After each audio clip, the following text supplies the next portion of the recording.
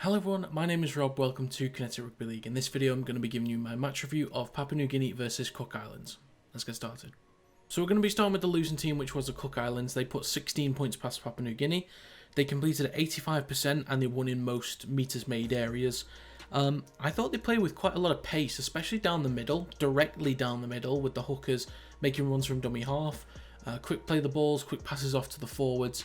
They ran with a lot of pace down the middle, and it worked out for them. You know, they won in post-contact meters, they won in total meters, and average set distance as well. So it really worked for them. That was their bread and butter today. But on top of that, they kind of lacked execution, especially spreading the ball. They lacked a lot of execution. The only time it really worked out for them smoothly was when they were a man up because Papua New Guinea had a sin bin in the first half. So they did lack the execution, but I was really impressed with how strong they were down the middle. I thought Papua New Guinea would be able to contain them a lot more than they showed, but sometimes you just can't stop the big guys.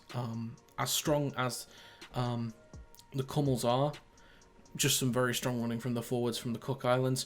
I thought Kale Iro was also decent today for the Cook Islands. He was under a lot of pressure. And there was a couple of mistakes here and there, but I thought for someone that's so young and inexperienced at this kind of level, I thought he did a pretty good job and got himself a try at the end as well as a reward for his efforts. And yeah, I think he was quite quiet in the game against Wales. They didn't really utilise him much, but it was nice to see him involved in this game. Yes, he was under a lot of pressure, but yeah, definitely dealt with it well for such a young, inexperienced player. So very happy with his performance. And all round from the Cook Islands, it did feel like they were dominated for most of the game, but it wasn't, I wouldn't say it was a bad performance. It was decent, to be fair, and they should be somewhat happy with that because Papua New Guinea's a really strong side. Now moving on to the winning team, which was Papua New Guinea. They put 32 points past the Cook Islands. They completed at 83% and they won in most line break stats. I did think the first 10 minutes from them was poor. I don't think they were particularly good. They looked very sloppy in defence and attack. Didn't really look like they were organised, knew what they were doing, were quite slow, just sort of going through the motions. But after those 10 minutes were out the way, they reverted to their usual selves. I thought after that point, it felt like they started to dominate everywhere. Cook Islands, based on the stats, dominated in the forwards, but it felt like the Papua New Guinea forwards were at least matching it and in some moments dominating. So they were really strong up the middle. And we'll get on to another player who was very strong up the middle shortly. But the backs were extremely quick and skillful out wide, you know, causing the Cook Islands defence a lot of trouble and being very difficult to bring down. Now, three players that I thought deserve a mention. Reece Martin, he got man of the match on the broadcast today. I thought he was quality. Unfortunately, he didn't get the record for, believe it's most consecutive kicks. Which would have been 44, but he's tied for the record at the moment, so congratulations to him. Roderick Tai had a really strong game. Great try that he scored, the opening try for Papua New Guinea, and a lot of strong runs from the back. And my man of the match for me would have been Edwin Ipape. Now, the kind of game he had last week against Tonga was strong.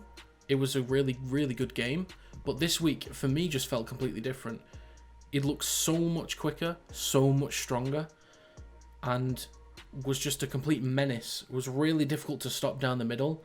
Gave Papua New Guinea so much pace in the forwards, really setting the tone for them, and just looked like a complete nightmare to deal with. I think Ye as well. He looked unstoppable at times. I would not like him to be running at me, that's for sure.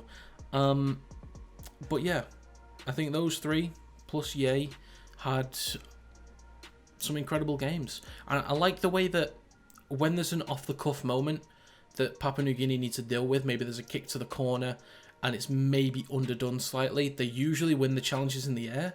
And then when they knock the ball back, they're quite sort of, you know, quite clever, like in off-the-cuff moments to spread the ball where they need to and kind of make something happen out of nothing.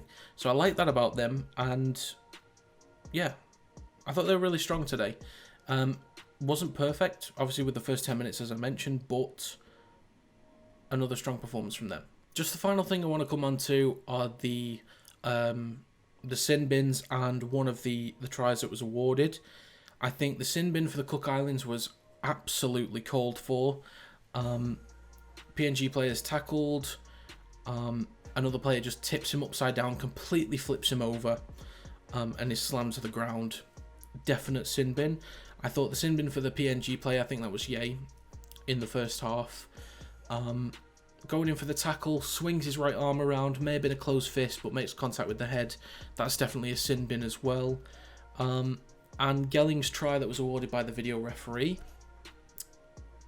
The difference between the English game and the Australian game is, from what I can tell, is that in the Australian game, typically tries like that would be awarded as long as you have control of the ball. So I think in the Australian game that would have been disallowed because it looked like he didn't have full control over the ball.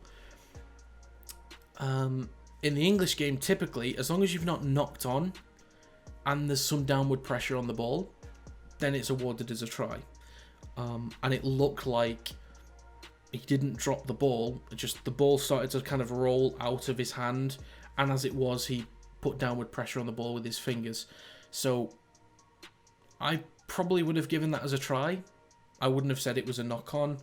And I probably wouldn't have focused on the loss of control aspect because he didn't knock the ball on. But yeah, wasn't enough for Cook Islands at the end of the day. Strong performance from PNG. Respectable from Cook Islands, but yeah, PNG just too good this time. So that's going to be it for this video. If you have any thoughts on the Papua New Guinea vs Cook Islands game, leave them in the comments down below. If you enjoyed this video, feel free to leave a like and subscribe to the channel to stay up to date with new content. You can also follow the social media accounts in the description down below. Thank you very much for watching. I'll see you next time.